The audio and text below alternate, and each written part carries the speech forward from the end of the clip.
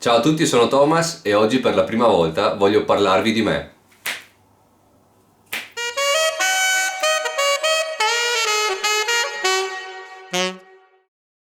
Per chi non mi conoscesse, io sono Thomas De Gobbi e sono un sassofonista e DJ. Premettendo che io stesso penso e sono convinto che il rapporto diretto con le persone sia la cosa che purtroppo ad oggi manca, ma è la cosa più bella in assoluto che ci sia, voglio iniziare a fare questi video dove parlo della mia quotidianità, dei miei progetti. Penso che sia un modo molto bello e diretto per essere ancora più vicino a voi e viceversa, voi vicino a me.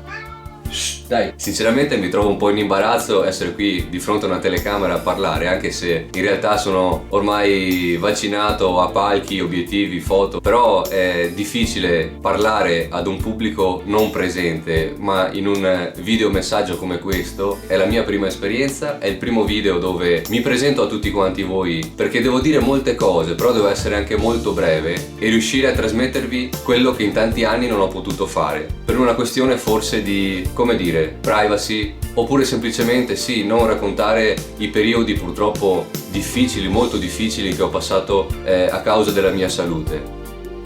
Dopo la mia partecipazione a Italia Got Talent nel 2012, devo ammettere, ho avuto un po' di paura ad espormi così rapidamente ad un pubblico così vasto. È stata per me chiaramente una buona esperienza, molto utile, anche se non condividevo quello che gli autori hanno poi voluto farmi fare come show in TV.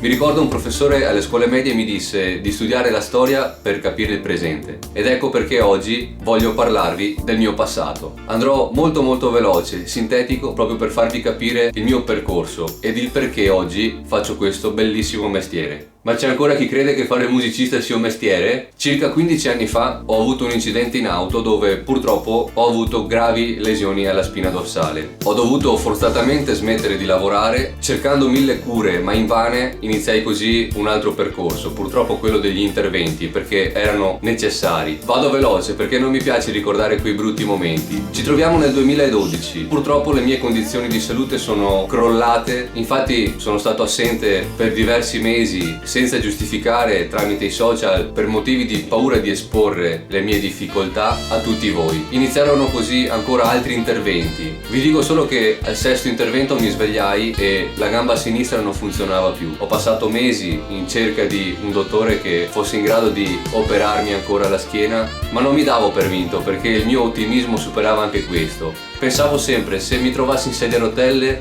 troverò il sistema per agganciare il sassofono e suonare lo stesso. Sono passati giusto 2 anni dall'ultimo intervento, il settimo. Sono tornato in piedi e combattivo più che mai. Purtroppo molti dolori non sono ancora spariti e mai spariranno, ci devo convivere. Però sorrido perché tanto so che il peggio è passato. Come si dice di solito, mi sono trovato con il piede in fossa. Magari ho 7 vite come i gatti, qualcuna l'ho già sprecata.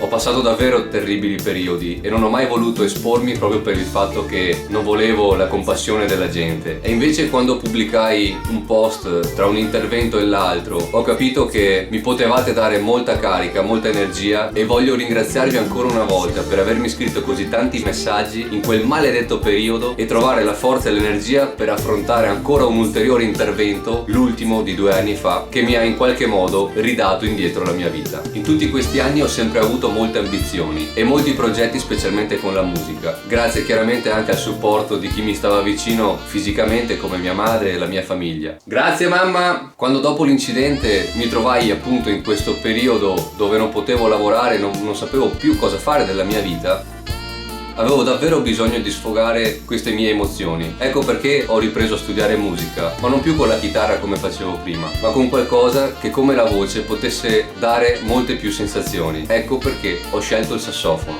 Adesso basta col passato, parliamo solo del presente, perché sono molto felice di quanto sto vivendo, specialmente quando riesco ad emozionare chi mi ascolta. Io ve l'avevo detto che era un po' noioso questo video. Ora vi saluto, vi ringrazio e buona musica. Ciao a tutti!